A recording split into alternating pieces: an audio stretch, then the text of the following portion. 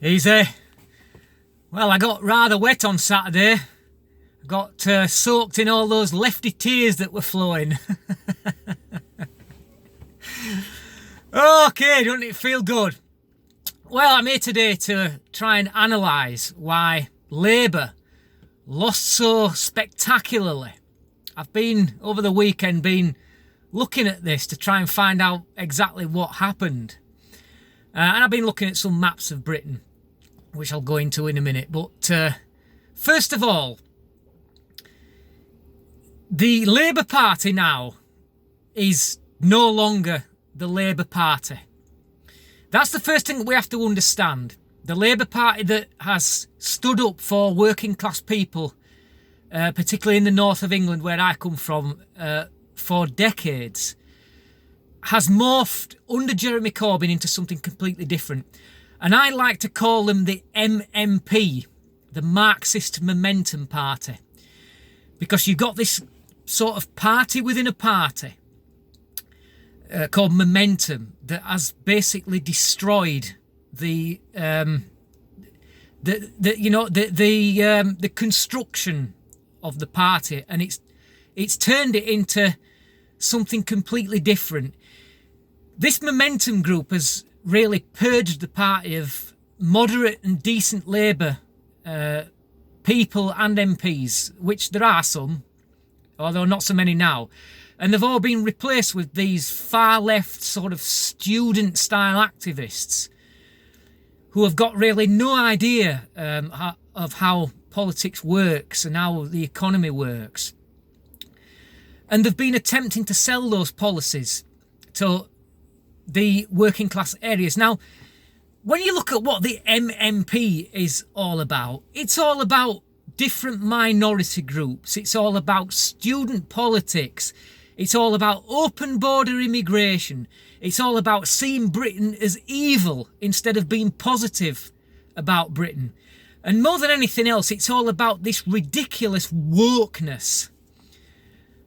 And do they really think that people in the north of England, working class people, are going to resonate with all that bullshit? These people don't want that kind of crap. What they want to see is they want to see jobs. They want to see money being put into the north of England. They want to see the north being prioritised over London. And what Labour, or the MMP now as I like to call them, has become is basically London-centric. And when you look at the list of the priorities that they've had in their manifesto, as well as the ridiculous overspending, which nobody believed that they could deliver, you've got top of the list, you've got compensating other countries for our colonial history. You've got climate change, you've got free tuition fees. Now that'll probably resonate with the student mentality, but seriously, do they expect that to resonate with working class people in the north of England? It's just, I mean, I didn't expect that they would lose quite so spectacular, to be quite honest. But when I analyse this, I can see exactly why they have. And when I had a look at a map of Britain, what you see is what they call this red wall across northern England and in the northeast. And many of these areas have now turned blue. And when you look at it, there's a little bit more to it than that. What you're seeing is you're seeing areas that have got a heavy population of white working class people who have turned back into Conservatives because Boris was putting a positive message out to those people. What message was Jeremy Corbyn putting out? How was he standing up for them? But the areas in the north of England that have stayed red, and unfortunately that's my seat, and you see a lot of it in the northwest as well, and then of course London has stayed red, which we all know why that is. But these areas in the north of England that have stayed red, when you look at them, there is something quite obvious that stands out when you analyse this. And all those areas have got a high Muslim population. So you're seeing now the voting base for Labour, which have morphed into the MMP, is basically students, the far left, and Muslims. And that is now their voting base, and that is why it's collapsed with working class British people.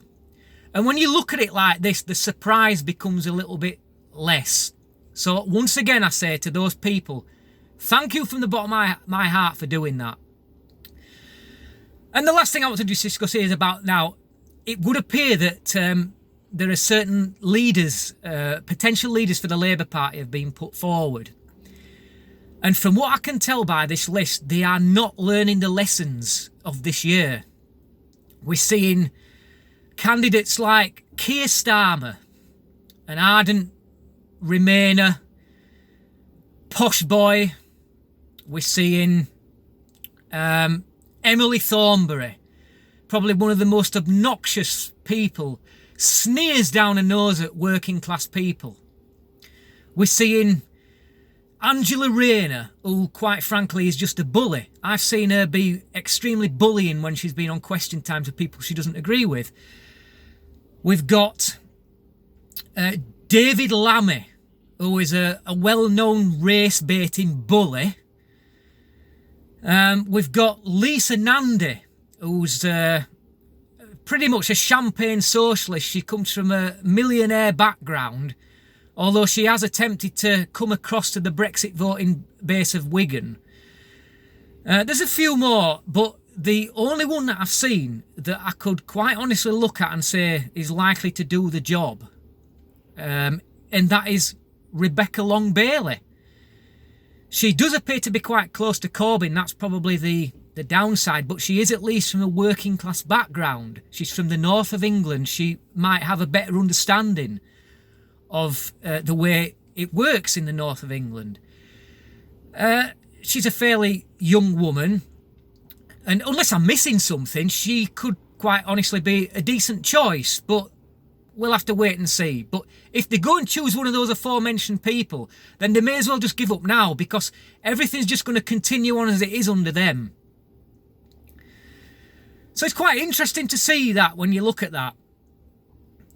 Okay, thanks for watching, and I'm off to drink a nice glass of Lefty Tears. Till next time, easy.